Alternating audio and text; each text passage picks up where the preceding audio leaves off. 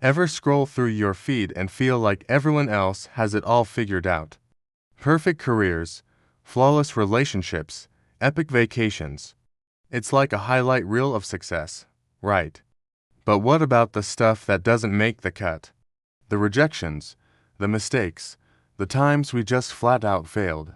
Today, we're pulling back the curtain and talking about the one thing that connects us all, but no one wants to admit: failure. Let's be real. The word itself feels heavy. Failure. It tastes like disappointment. We're taught from a young age to avoid it at all costs. Get the A+, win the game, land the job. The message is clear. Success is the goal, and failure is the opposite. But what if that's completely wrong? What if failure isn't the opposite of success, but a crucial part of the journey to success? Think about any person you admire: a brilliant scientist, a groundbreaking artist, a successful entrepreneur. I guarantee you their path wasn't a straight line. It was a messy, winding road filled with experiments that didn't work, pitches that got rejected, and projects that fell apart. J.K. Rowling was rejected by 12 publishers before Harry Potter found a home. Michael Jordan was cut from his high school basketball team.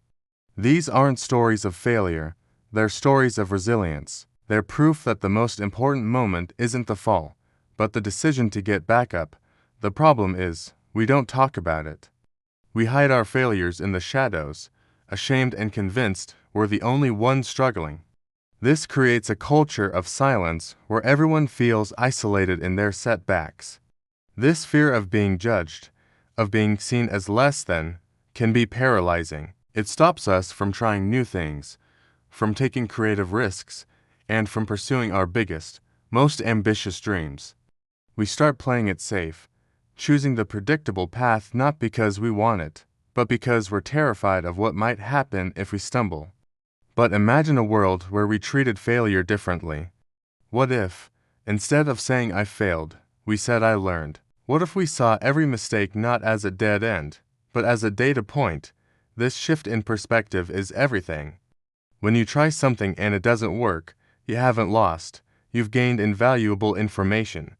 You've discovered one way that doesn't work, which moves you one step closer to the way that does.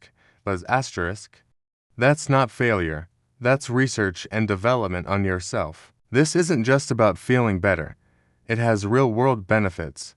Companies that foster a psychologically safe environment, where employees feel safe to experiment and even fail, are consistently more innovative and successful. When people aren't afraid of being punished for a mistake, they're more likely to speak up, share bold ideas, and solve complex problems. The same principle applies to our personal lives. When we're open about our struggles with friends and family, we build deeper, more authentic connections. We realize we're not alone, and we give others permission to be vulnerable too. So, how do we start normalizing failure? It begins with us, in our daily conversations. The next time a friend tells you about a setback, don't just offer sympathy. Celebrate their courage for trying. Ask them, "What did you learn from that?" The next time you face a challenge and don't succeed, share the story. Post about it, talk about it, reframe it for yourself and for others. Don't just show the trophy, show the sweat, the tears, and the training that went into the race. Let's dissect the anatomy of a good failure. First, it has to be a genuine effort. You have to actually try.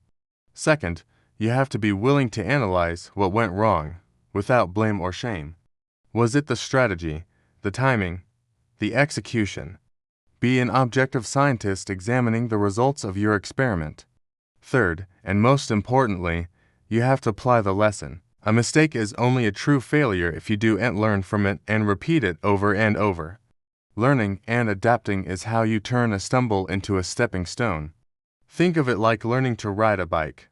No one gets it right on the first try. You wobble, you fall, you scrape your knee. Do you quit and decide walking is your destiny? No, you get back on, adjust your balance, and try again. Each fall teaches you something about gravity and momentum. We accept this as a natural part of learning to ride a bike. So why don't we apply that same grace to learning a new skill, starting a business, or navigating a relationship? The pressure to be perfect is robbing us of our most powerful tool for growth: experience. Experience isn't just the sum of our wins. It's the rich, complex tapestry woven from our successes and our setbacks. The setbacks are often the more powerful teachers. They build character, they foster humility, and they ignite a level of creativity you can't access when you're playing it safe. So I want to issue a challenge to all of us. Let's make a pact to be more open about the entire journey, not just the polished final product. Let us create a community where I tried and it didn't work out is met with applause for the effort, not with judgment. Let's redefine failure not as an end point, but as an essential, unavoidable, and even valuable part of a life well lived. Let's stop chasing the illusion of perfection and start celebrating the beautiful, messy, and courageous process of growth. Because the person who has never failed is the person who has never truly tried. Thank you so much for spending this time with me today. If this message resonated with you, please give this video a thumbs up and share it with someone who might need to hear it. And don't forget to subscribe for more conversations that matter. Let's change the narrative together.